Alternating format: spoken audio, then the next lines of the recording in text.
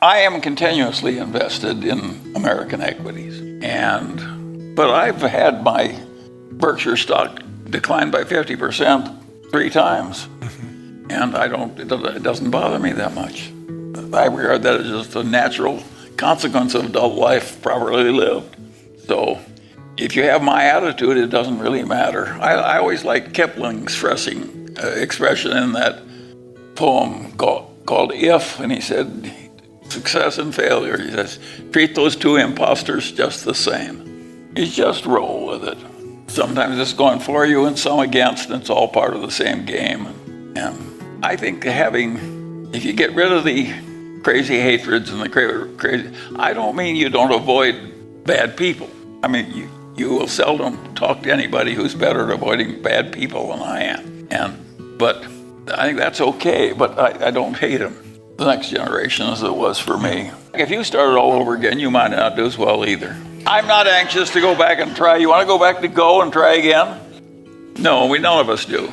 My question is was it something that you developed over time, or was it something that just sort of happened naturally through your sort of homespun storytelling ability, your ability to understand the world? Yeah, I think Warren and I are very much the way we were born. We were both a bit nerdish and not a huge successes as young boys, but we both had this love of humor, and we both loved understanding how things worked, and we both have been lucky enough to attract marvelous associates and partners. And so if we weren't pretty good-natured, we'd be crazy. But no, I don't think if you don't have humor, I don't think you can get it. Yeah. I think you're born with it. That's right. And the same with shyness, and you can conquer shyness a little. But basically, I think we all live with the natures we were given, and we just have to make do. But Warren and I have fun in business, and we like our business, and we like the people we work with, and we like the problem solving. That's a huge advantage in life. If you really love problem solving, that's worth about 20 IQ points.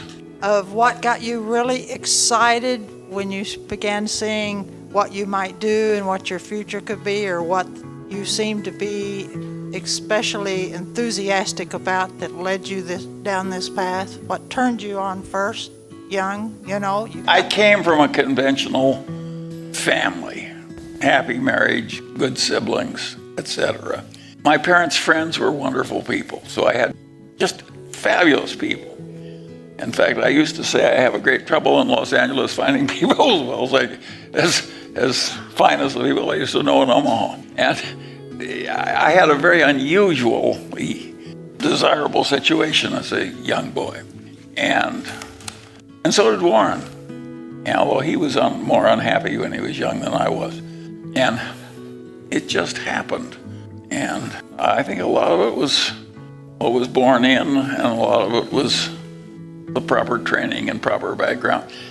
My grandfather Munger had been born in extreme poverty. His 2 parents were school teachers in a little town in Nebraska, and 2 school teachers' income enabled him to buy the meat for dinner every night at the butcher shop in the little town he lived in Nebraska. And he went to the butcher shop with a nickel, and he bought the parts of the animal nobody else would eat. Now, if you start life that poor and make your own way, which my grandfather did, you're quite a fellow. And he was self-educated, and not self-educated in a rudimentary way. I mean, he spoke Greek and Latin self-educated. And so I had very interesting people as my examples. And my grandfather Munger believed down to the soles of his feet in being rational. And he worked at it. And I watched it, and of course it had worked well for him. It had made him district attorney and president of the Bar Association, and finally a very young federal judge, and he served as the only federal judge in his capital city for almost 40 years. I mean, he had a splendid life. And he always lived way below his income, and was able to help other people when they needed help. He was a very good example. And he was kind of firm about it. He never took a drop of liquor in his whole life. Somebody asked him once, why don't you drink? And he says, why would I take money out of my pocket and put something in my mouth that would make my head work less well? Well, you can say why I liked my grandfather.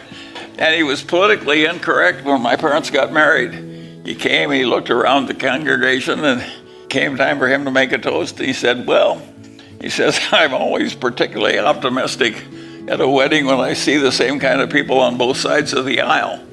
Well, that's not politically correct, but it's a very understandable sentiment. And so anyway, I had these good people around me and a very interesting time of peace and so forth. But what caused the financial success was not extreme ability. You know, I have a good mind, but I'm way short of prodigy. And I've had results in life that are prodigious. And that came from tricks. I just learned a few basic tricks from people like my grandfather.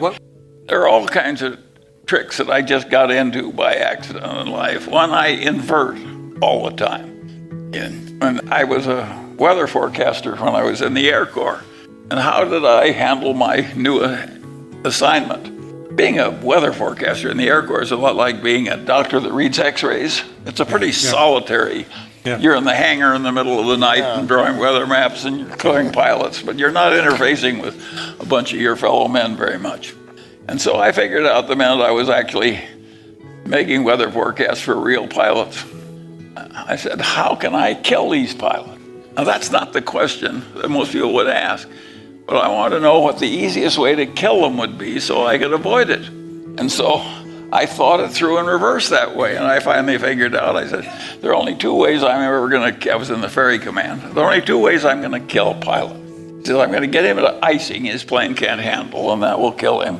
Or I'm going to get him someplace where he's going to run out of gas before he can land because all the airports are sucked in. And I just was fanatic about avoiding those two hazards. And if Kobe Bryant had had somebody like me, he'd still be with us. Yeah, it was so stupid to kill yourself that way.